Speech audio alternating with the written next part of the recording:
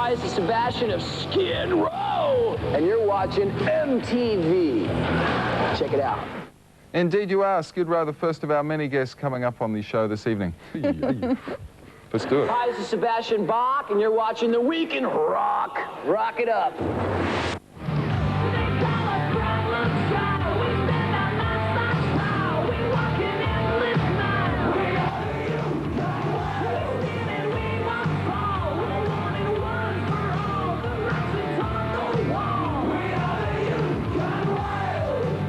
That is Skid Row in action, Youth Gone Wild, and we have two members of Skid Row with us, Sebastian and Snake. Welcome to Australia, gentlemen. Thank you. You've literally just arrived. You know This morning. Yeah. Yeah. Actually, we arrived about 12 hours ago, and most of us haven't gone to sleep yet. And actually, we brought 3 band members to MTV, but our bass player fell asleep in the green room, so that's why he didn't make it to the couch. Now you've actually arrived a little early so you could catch Motley Crue tonight, is that true? Yeah, good friends at the Motley guys. How were they tonight? I saw them last night. And they were great, man. They were brilliant. It's quite a show, Every night isn't it? is consistent. It's amazing. How do you know? Have you been on tour with them? No, I've never seen them. I'm just making things up as we go along.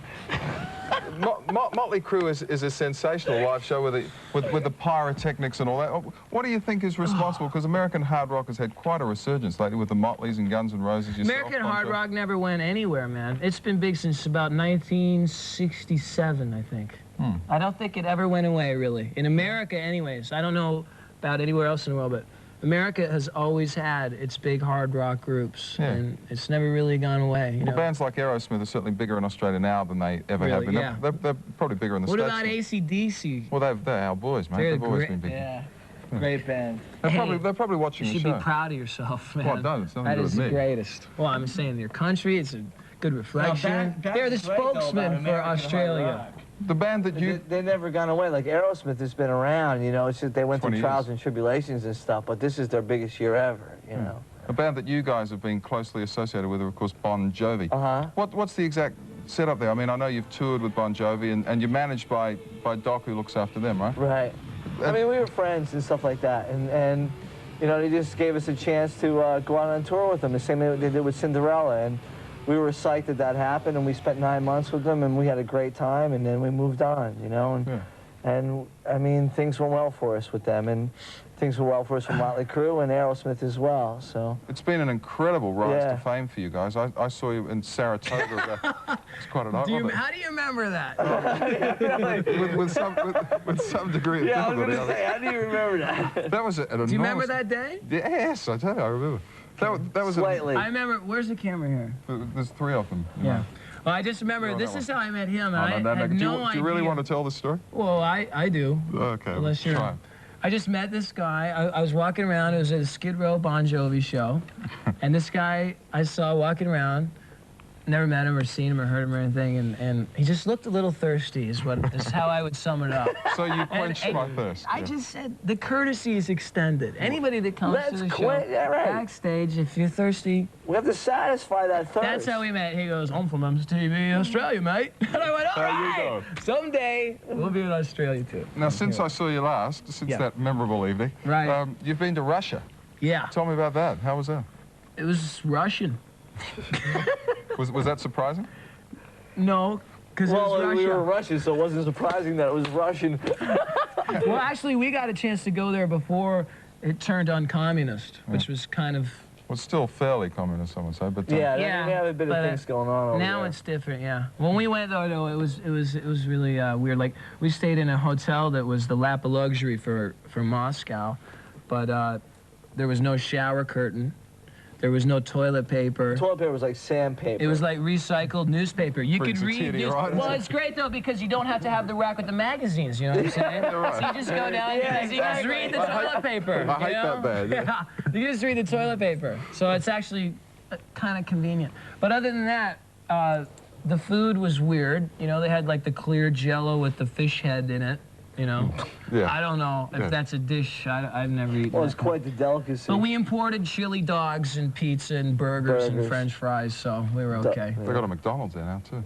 Yeah, they do. Can I see that for a sec? No, don't, just behave. Okay, sorry. Now listen, you guys, I can't work out why, but you guys have, of course, got this tag of being the new bad boys of That's American so rock. dumb. I'll tell you what the scene is on that, okay? Listen, this is the scene. The late 80s, early 90s is a very uptight, conservative time in the world, you know what I'm saying? Yeah. Like, what we're doing, bands like us, Guns N' Roses, Metallica, Etc.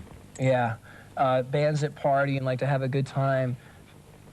We're all like, you know, raised on bands from the 60s and the 70s where that was just like nothing. Like what we're doing is nothing compared to then. But compared to the bands now, you know, it's like totally outrageous and shocking. But you see, back in the 70s, the only way to hear about hard rock was like in some, you know, underground magazine, underground, you know, TV show or something. But now if somebody like me or him gets a scrape on our knee, it's on like a national TV, you know what I'm saying? So it's just times have changed. What we're doing ain't, you know, that different. It's just We're just having fun, you know, just being ourselves. And yeah, that's what just going out and having a great time. I mean, coming to Australia for us was like, oh man, right on, party time, you know? Is it the... we never thought we'd ever even be here, Yeah. you know, as tourists, let alone playing here and stuff. Yeah, exactly. Is it the ultimate job, traveling the world, having a good time? It's not a job.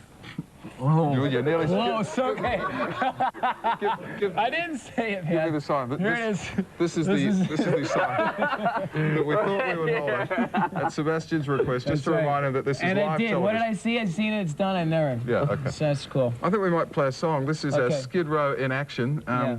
I Remember You. Right on. Cool. Just remember that. I will. Okay. That's Skid Row and I Remember You. Is it kind of weird going to the other side of the world and sitting down and seeing your videos on TV and stuff? Definitely. Yeah? Definitely. We're just honored, man. Yeah. You know? I mean, we just got in this for the sole purpose of playing our music to anybody who'd listen to it, and to come to like the total direct opposite of from where we live and like have a gold album before we even play a show.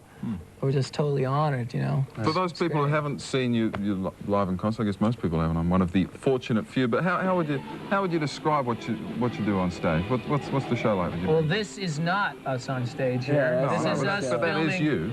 Well, yeah, but that That's us is in our nothing video, like the stage gigs. Okay. Now, At our stage gigs, expect stage diving, mayhem, hopefully no... Never mind. See, yeah, I mean, every time when we play, man, we're just wrapped up in what we do, you know? I was talking about something else. Yeah, at one stage we thought that you may not make it here because, of course, as we reported on MTV and we've shown on the news a few times, there was an incident that I believe you can't talk about, the old bottle thing. Yeah, obviously, I don't want to press you on it. The only reason I can't talk about it, and I would love to, but I can't, the only reason I can't talk about it is that anything you say can and will be held against you. So that's... But I can talk about it. Well, he can. See, he ain't on trial. See, there's this thing that sometimes there's like this one idiot out of 15,000 people who think they can make a name for themselves by trying to, like, hurt somebody who's up there giving their heart and soul to give them 100% of themselves, you know? And, I mean, I was on the side of the stage playing my guitar and watching everything that happened. And for me, I was, like, appalled. I was, you know, I don't know, taken aback by the whole thing because it was really ridiculous, you know? And if someone comes up on the street and throws something at you and hits you in the face, you're going to go after them, you know? And something similar to that happened, and from whatever went on from there, you know, you go after somebody that throws something at you that injures you, and I stand behind him 100%, you know? The one thing that I can say is the last thing that this band is about or wants anything to do is like, you know, harming anybody. Right. That's nothing to do, you know, I mean... Well, I'm sure you won't have the same problem. Actually, there was an incident similar years ago at the Sydney Opera House with the Angels, but I think Australia's learned its lesson. I heard about that. Doc Neeson. Yeah. So anyway, that's gone, and I know you can't talk about it, but No, it just bums me out, man, because... It's a drag. You know, we wish that... Up five. You're going to have a great tour. You can see Skid Row playing around Australia at these places. They kick off the tour in Brisbane on the 9th at Festival Hall, Horton Pavilion in Sydney on the 11th. Then they move to Melbourne, 2 shows playing the Festival Hall and also the Palace.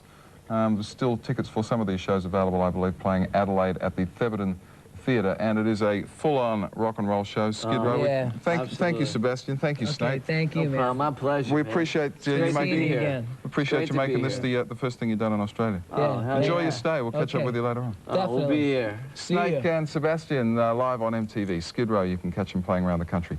Coming up, we meet Andrew Ridgeley, absent friends Elle McPherson, and after the break, former man at work, Colin Hay. Get out of here, you lot. We'll be back.